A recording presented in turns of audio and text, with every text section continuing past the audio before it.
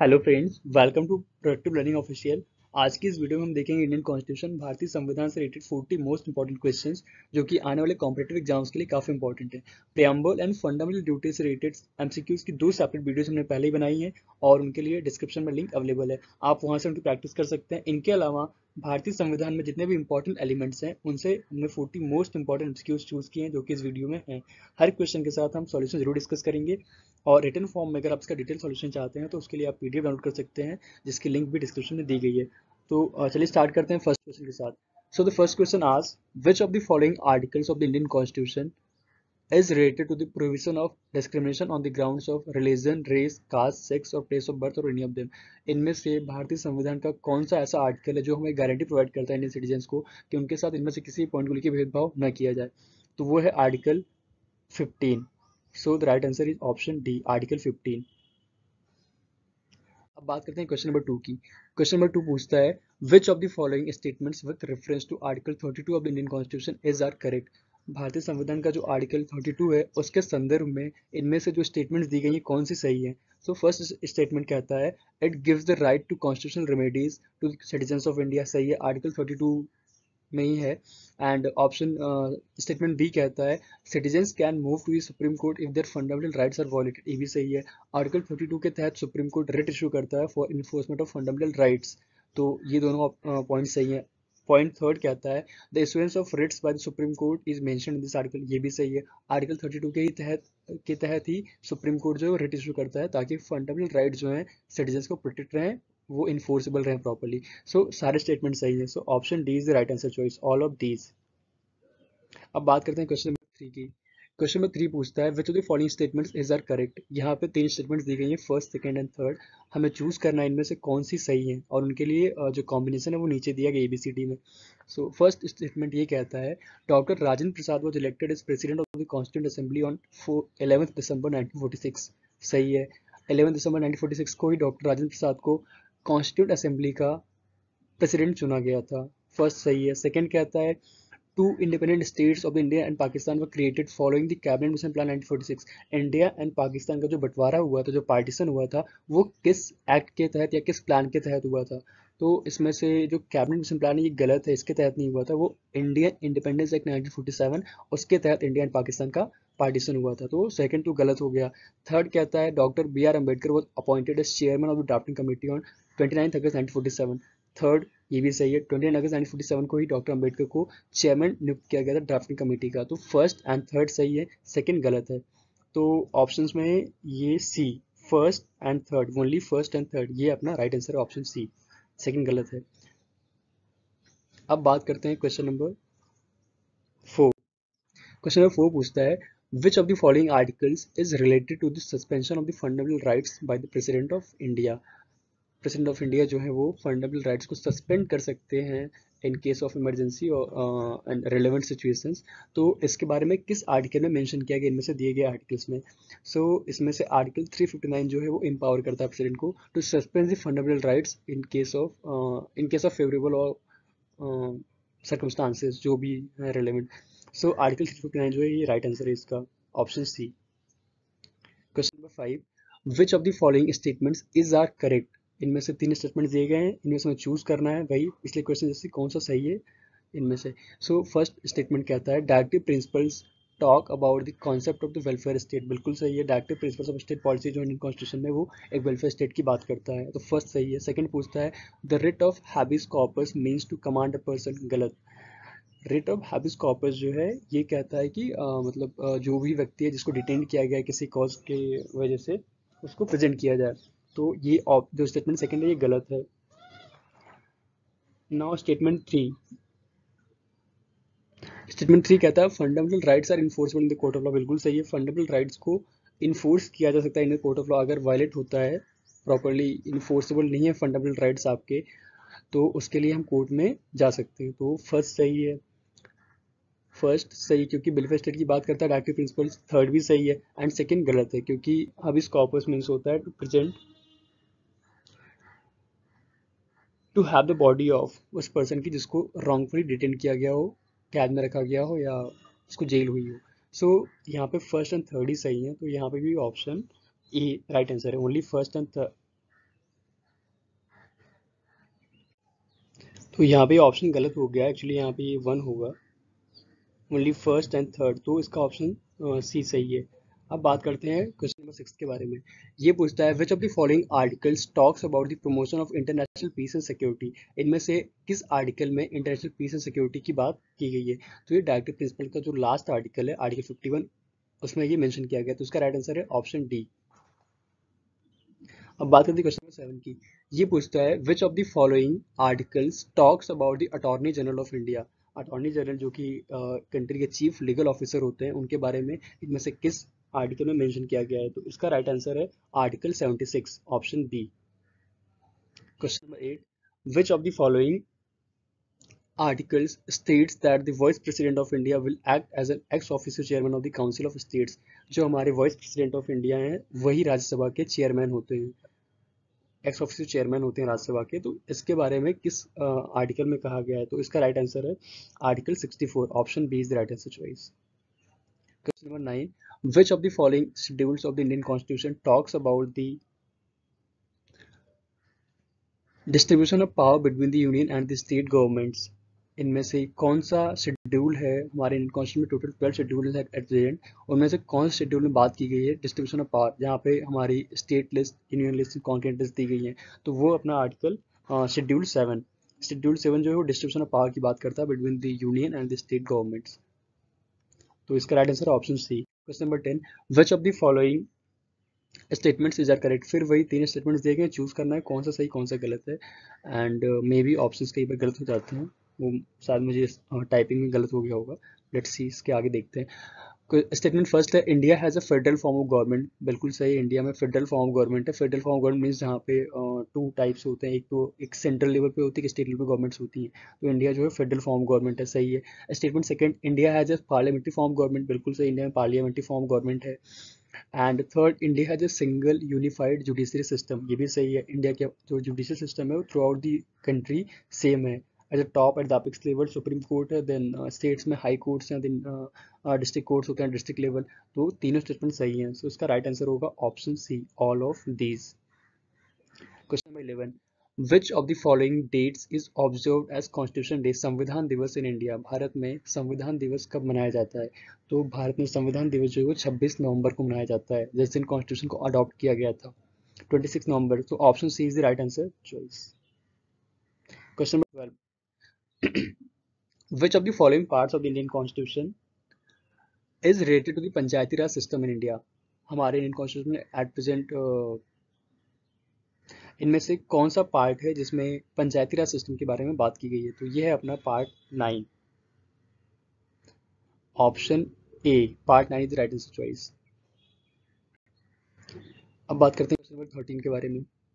Which of the following articles provides protection against arrest and detention in certain cases. अब जब भी police गिरफ्तार करे या गिरफ्तारी हो तो कौन सा ऐसा आर्टिकल है जो हमें प्रोटेक्शन प्रोवाइड करता है। लाइक हम पूछ सकते हैं कि हमें किस के तहत गिरफ्तार किया जा रहा है, किस जुर्म के तहत गिरफ्तार किया, तो वो किस कॉन्स्टिट्यूशन के किस आर्टिकल में दिया गया। तो वो आर्टिकल 22 है, option C is that is the choice. अब बात करते हैं क्वेश्चन नंबर 14 के बारे में। क्वेश्चन नंबर 40 पूछता है which of the following was taken as the base date that it took 2 years 11 months and 17 days for the constituent assembly to finalise the constitution. इनमें से किस डेट को आधार मानकर ये कहा जाता है कि भारतीय संविधान को बनने में 2 साल 11 महीना 17 दिन लगा। तो कौन सी डेट है जिसके तहत ये कहा जाता है कितना टाइम लगा। तो वो डेट है अपनी 9 दिसंबर 1946, जब कॉन्स्टिट्यूंट असेंबली की फर्स्ट मीटिंग हुई थी 9 दिसंबर 1946 को। उस डेट से लेके 26 नवंबर 1949 जब कॉन्स्टिट्यूशन ऑफ इंडिया को अडॉप्ट किया गया था, इस डेट के बीच का डिफरेंस है वो आता है 2 साल 11 महीने 17 दिन। सो राइट आंसर है इसका 9 दिसंबर 1946, option D. Question number 15, which of the following statements about the citizenship of India is are correct. Indian citizenship से रिलेटेड कौन से स्टेटमेंट में से सही है। तो फर्स्ट है India has a single uniform citizenship system. बिल्कुल सही है, इंडिया में थ्रू आउट इंडिया, चाहे वो स्टेट गवर्नमेंट चाहे यूनियन गवर्नमेंट हो, सारे सिटीजन्स को इक्वल एक यूनिफॉर्म सिटीजनशिप मिली हुई है, वो भी इंडिया की। सेकेंड है द सिटीजनशिप एक्ट वाज पास इन 1955, ये भी सही है। And third citizenship is mention in part third of the constitution. ये गलत है क्योंकि सिटीजनशिप जो है वो part second of the constitution mention है, पार्ट थर्ड तो फंडामेंटल राइट्स की बात करता है, तो यहाँ पे सिर्फ फर्स्ट एंड सेकंड सही है। So only first and second, option D is the right answer choice. Question number 16, which of the following articles talks about the proclamation of emergency bye the president of India. इनमें से किस article के तहत president जो है वो emergency declare करते हैं इन कंट्री। तो इसका right answer option B, article 352। अब बात करते हैं क्वेश्चन नंबर 17 की। A writ can be issued under which of the following articles of Indian constitution. इनमें से जो तीन आर्टिकल्स दिए गए वन सेकेंड एंड थर्ड में, उनमें से किस आर्टिकल्स के तहत रिट इशू किया जाता है। तो इसका राइट आंसर है ऑप्शन डी, क्योंकि आर्टिकल 32 के तहत भी किया जाता है जो कि सुप्रीम कोर्ट इशू करता है for the enforcement of fundamental rights, and article 226 के तहत हाई कोर्ट्स इशू करते हैं Ritz for the fundamental enforcement of fundamental rights, and article 48 different है। सो यहाँ पे फर्स्ट एंड सेकंड दोनों के तहत रिट इशू किए जा सकते हैं, तो राइट आंसर है only first and second, option D. अब बात करते हैं क्वेश्चन नंबर 18 के बारे में। क्वेश्चन नंबर 80 पूछता है which of the following constitutional amendments is known as the mini constitution. तो इसका राइट आंसर है 42nd कॉन्स्टिट्यूशन अमेंडमेंट 1976। इसका राइट आंसर है option C, 42nd constitution amendment, जो काफ़ी इंपॉर्टेंट है, मोस्ट इंपॉर्टेंट अमेंडमेंट एक्ट, क्योंकि इसके तहत ही प्रियम्बल में बदलाव किया गया था, काफ़ी सारे पार्ट्स डिलीट किए गए थे, ऐड किए गए थे इन कॉन्स्टिट्यूशन में। सो ये काफ़ी इंपॉर्टेंट है। 42nd कॉन्स्टिट्यूशन अमेंडमेंट 1976, ये इसको मिनी कॉन्स्टिट्यूशन कहा जाता है, option C is right answer choice. अब बात करते हैं क्वेश्चन नंबर 19 की। Consider the following statements. इन दो स्टेटमेंट्स को पढ़ना है एंड देन आंसर करना है, नीचे ऑप्शंस दिए गए हैं। इस type questions most of the competitive exams में आते हैं, खासकर जितने भी सीडीज एनडीए वगैरह हो गए उनमें आते हैं। स्टेटमेंट्स दिए होंगे, आपको चूज करना है ऑप्शंस में से कौन सा ही कौन सा गलत है। फर्स्ट स्टेटमेंट है attorney general for India is the chief legal officer of the country. बिल्कुल सही है, अटॉर्नी जनरल ही इंडिया के चीफ लीगल ऑफिसर होते हैं। एंड सेकंड स्टेटमेंट बात करता है both attorney general and solicitor general constitutional post. ये गलत है क्योंकि अटॉर्नी जनरल जो है वो इंडिया के चीफ लीगल ऑफिसर होते हैं, और जो सॉलिसिटर जनरल है वो उनके असिस्टेंट होते हैं। उनको सेकंड चीफ लीगल ऑफिसर कहा जाता है कंट्री का, मीन्स अटॉर्नी जनरल से एक छोटा पद होता है उनके हम्म तो ये सेकंड चीफ लीगल ऑफिसर होते हैं सॉलिसिटर जनरल। तो अटॉर्नी जनरल के बारे में कॉन्स्टिट्यूशन ऑफ इंडिया में दिया गया है आर्टिकल 76 में, तो ये एक कॉन्स्टिट्यूशन पोस्ट हो गई, लेकिन सॉलिसिटर जनरल ऑफ इंडिया के बारे में कहीं भी दिया नहीं गया आर्टिकल में, इंडियन कॉन्स्टिट्यूशन में, इसलिए ये statutory post. Statutory post means कि ऐसी पोस्ट जिनका जो इमरजेंस होता है वो पार्लियामेंट के द्वारा पास किए किसी एक्ट के तहत किया जाता है, तो स्टेचुटरी होता है, और जो कि कॉन्स्टिट्यूशन थ्रू होता है उसको कॉन्स्टिट्यूशनल कहते हैं। तो अटॉर्नी जनरल जो है कॉन्स्टिट्यूशनल है, बाकी सॉलिसिटर जनरल जो है वो स्टेचुटरी है, तो दोनों नहीं है यहाँ पे। तो ऑप्शन सेकंड जो है वो गलत है, स्टेटमेंट सेकंड गलत है, स्टेटमेंट फर्स्ट सही है। तो राइट आंसर होगा ऑप्शन ए। यहाँ पे स्टेटमेंट फर्स्ट जो करेक्ट है एंड स्टेटमेंट सेकंड जो है वो इनकरेक्ट है, तो right answer is option A. अब बात करते हैं क्वेश्चन नंबर 20 की। ये पूछता है which of the following articles talks about the controller and auditor general of India.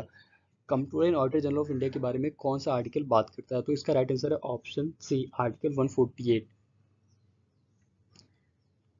अब बात करते हैं क्वेश्चन नंबर 21 की। The 8th schedule of the Indian constitution talks about. मैंने पहले बताया कि हमारे इंडियन कॉन्स्टिट्यूशन में एट प्रेजेंट 12 शेड्यूल्स हैं, तो इनमें से जो 8th शेड्यूल है वो किसकी बात करता है। तो इसका राइट आंसर है डिस्क्रिप्शन ऑफ लैंग्वेजेस। हमारे कॉन्स्टिट्यूशन में 22 ऑफिशियल लैंग्वेजेस रिकॉग्नाइज की गई बाय कॉन्स्टिट्यूशन ऑफ इंडिया, और उसी की बात करता है हमारा 8th शेड्यूल, तो राइट आंसर है ऑप्शन बी। अब बात करते हैं क्वेश्चन नंबर 22 के बारे में। यहाँ पे स्टेटमेंट्स दी गई हैं, कंसीडर फॉलोइंग स्टेटमेंट्स। दो स्टेटमेंट्स हैं, वही चूज करना है कौन सा सही, इनमें से कौन सा गलत है। फर्स्ट स्टेटमेंट कहता है India is a federal country and usually a federation provides dual citizenship.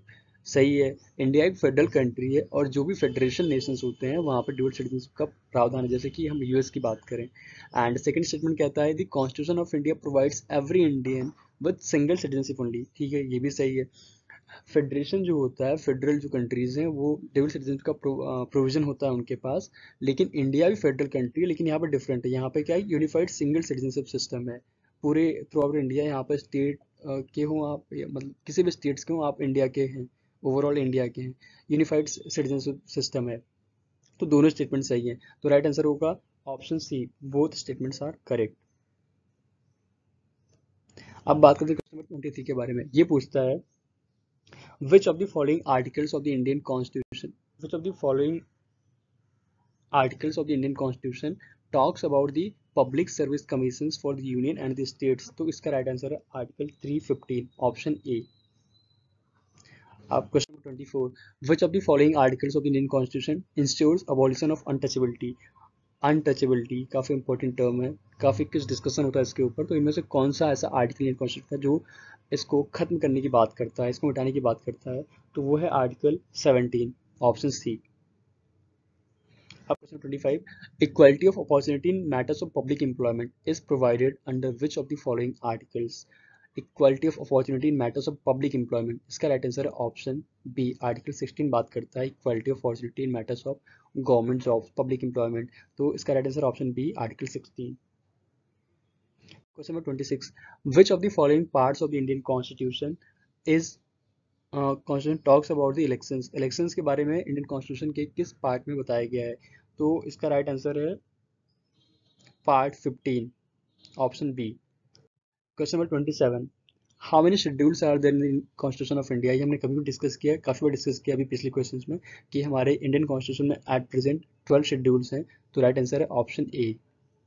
Question 28, which of the following fundamental rights is regarded as the soul of the Indian constitution.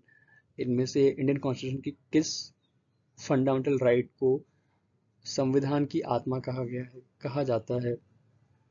तो राइट आंसर है इसका right to constitutional remedies, option सी।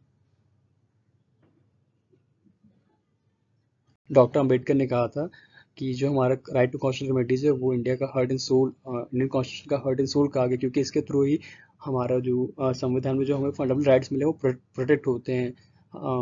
तो right answer है option C. Question number 29, consider the following statements. दो statements दी गई हैं, फिर चूज करना है कौन सी सही कौन सी गलत है।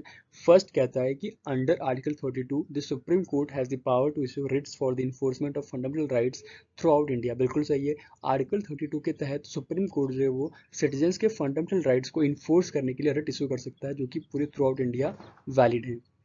एंड आर्टिकल 20 सेकेंड स्टेटमेंट कहता है कि under article 226 the high courts have the power to issue writs for the enforcement of the fundamental rights within their territorial jurisdiction.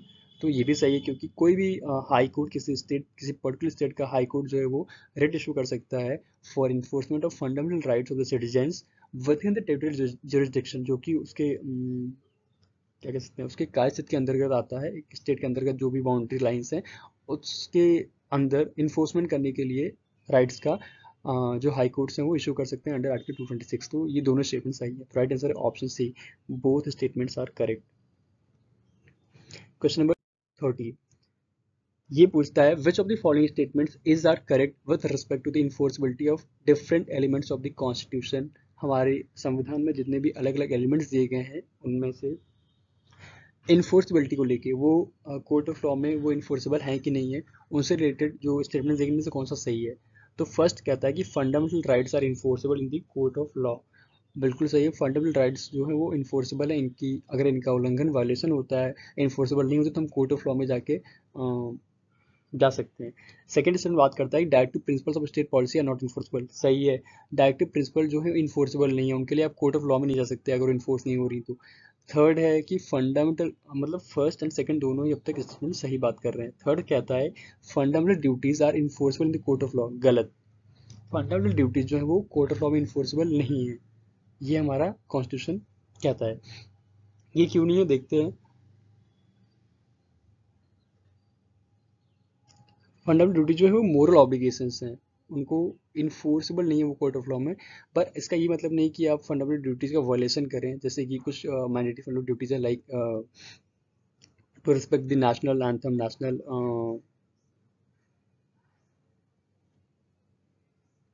To respect the national anthem, national flag, ये इसका हम उल्लंघन नहीं कर सकते।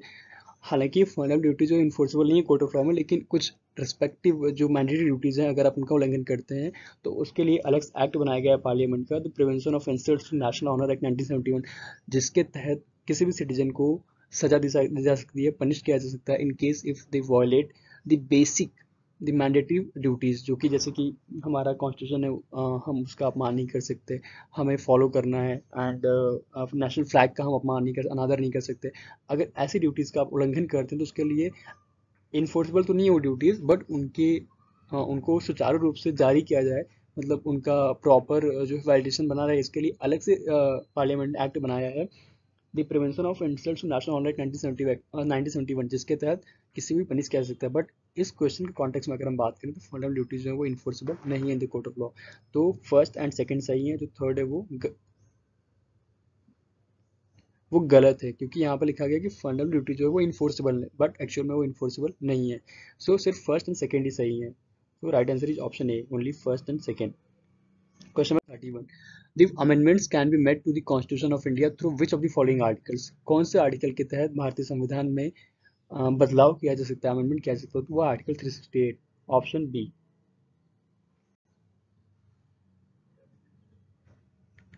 Question number 32, which of the following articles of the Indian constitution talks about the GST council? GST council जो goods and services tax council जो है, उसके बारे में इंडियन कॉन्स्टिट्यूशन के किस आर्टिकल में कहा गया है? तो उसका राइट आंसर आर्टिकल 279 ए। इस ये जो है आर्टिकल 279 ए, ये बात करता है जीएसटी काउंसिल के बारे में। तो राइट आंसर है option A. Question number 33, which of the following statements is are correct? तीन स्टेटमेंट्स दी गई हैं, चूज करना है कौन से सही है इनमें से। कॉम्बिनेशन जो है राइट वो नीचे दिए गए हैं ABCD में। तो फर्स्ट स्टेटमेंट कहता है minimum age to become president is 35 years. ये भी सही है, प्रेसिडेंट बनने के लिए 35 ईयर्स का ऑफ एज रिक्वायर्ड है, सही है। सेकंड कहता है minimum age to become a Lok Sabha member is 25 years, ये भी सही है। थर्ड कहता है minimum age to become prime minister is 30 years, ये गलत है, क्योंकि अगर जो प्राइम मिनिस्टर कैंडिडेट है अगर वो लोकसभा से आता है तो उसके लिए तो मिनिमम एज 25 ईयर्स रखी गई है, तो वो 25 ईयर्स भी हो सकती है for a prime minister candidate if he is chosen from Lok Sabha. तो ये जो थर्ड ये गलत है, फर्स्ट एंड सेकंड सही है। Right answer is option C, first and second. Question number 34, which of the following articles of the Indian constitution talks about the consolidated fund of India? Consolidated fund of India जो है, जिसमें government of India के सारे receipts and expenditure को mention किया जाता है, सारे जितने भी रेवेन्यूज कलेक्ट होते हैं, पेमेंट्स की जाती हैं, उनके बारे में पूरा उनका लेखा इसी अकाउंट में किया जाता है। इसके बारे में काफ़ी इंपॉर्टेंट है, इसके बारे में किस आर्टिकल में कहा गया है? तो वो है article 266(1). Right answer is option A. Question number 35. Which of the following parts of the Indian Constitution talks about the relation between the Union and the states? इनमें से किस पार्ट के तहत यूनियन एंड स्टेट गवर्नमेंट के बीच के relationship को define किया गया है, बताया गया है? तो इसका राइट आंसर है part 11, option A. Question number 36, how many languages have been recognised by the constitution of India? अभी हमने बात की थी कि जो शेड्यूल 8 है अपने इंडियन कॉन्स्टिट्यूशन का, वो बात करता है अबाउट डिस्क्रिप्शन ऑफ लैंग्वेजेस। तो यहाँ पे हमारे इंडियन कॉन्स्टिट्यूशन में 22 लैंग्वेजेस जो है रिकॉग्नाइज की गई। तो right answer is option C. Question number 37, annual financial statement budget is described in which of the following articles? हमारे यहाँ इंडिया में हम नॉर्मली इसको बजट कहते हैं, बट एक जो लैंग्वेज है ऑफिशियल, उसके टर्म में बजट को एनुअल फाइनेंशियल स्टेटमेंट कहा जाता है। तो ये इसके बारे में किस आर्टिकल में कहा गया है? तो क्वेश्चन नंबर 37 जो है, इसका राइट आंसर है आर्टिकल 112, आर्टिकल 112 इस ये बात करता है बजट के बारे में। Right answer is option A. Question number 38, consider the following statements. The provisions regarding directive principles of state policy have been taken from the Constitution of Ireland. बिल्कुल सही है, Constitution of Ireland से directive principles of state policy को लिया गया है। And second कहता है the principles of liberty, equality and fraternity have been taken from the Constitution of France. बिल्कुल सही है, फ्रांस में जो फ्रेंच रिवोल्यूशन हुआ था उसमें काफ़ी इंपॉर्टेंट टर्म्स टर्मोलॉजीज थी, और वहीं से हमारे कॉन्स्टिट्यूशन ऑफ फ्रांस से ही हमारे यहाँ पे ये अडॉप्ट किया गया है, principles of liberty, equality and fraternity. तो ये दोनों ही सही है, 38 के दोनों ही सही है। तो राइट आंसर ही option C, both statements are correct. Question number 39, question number 39 पूछता है which of the following articles of the Indian constitution defines the money bill? Money bill काफी इंपॉर्टेंट है, सारे बिल्स में से इंपॉर्टेंट है। तो इस मनी बिल के बारे में इंडियन कॉन्स्टिट्यूशन के किस आर्टिकल में बताया गया? तो क्वेश्चन नंबर 39 का राइट आंसर है आर्टिकल 110, ये बात करता है मनी बिल के बारे में। Right answer is option C. Question number last question हमारा, क्वेश्चन नंबर 40, ये पूछता है which of the following articles of the Indian constitution talks about the establishment and constitution of the supreme court? भारत में एक सुप्रीम कोर्ट होगा, उसके establishment constitution के बारे में इनमें से किस आर्टिकल में डिफाइन किया गया? तो उसका राइट आंसर है ऑप्शन बी, आर्टिकल 124, ये बात करता है establishment and constitution of the supreme court. Option B. तो ये थे हमारे इंडियन कॉन्स्टिट्यूशन से रिलेटेड 40 इंपॉर्टेंट क्वेश्चन जो कि कई बार जिनसे रिलेटेड क्वेश्चन पूछे भी गए हैं एग्जाम्स में एंड पूछे जा सकते हैं, काफ़ी इंपॉर्टेंट हैं। So thank you so much for watching this video and keep watching particular official. अगर आपके हाँ, इसका जो डिटेल सॉल्यूशन है, आंसर है, उसकी एक डिटेल पीडीएफ मैंने अटैच की है एंड उसका लिंक जो है डिस्क्रिप्शन में दिया गया है। अगर इसके अलावा कोई आपका इंपॉर्टेंट लाइक कोई फीडबैक है, कोई क्वेश्चन है रिगार्डिंग दिस क्वेश्चंस, तो आप कमेंट में पुट कर सकते हैं। And thank you so much for being us with particularly official. Keep watching. Thank you.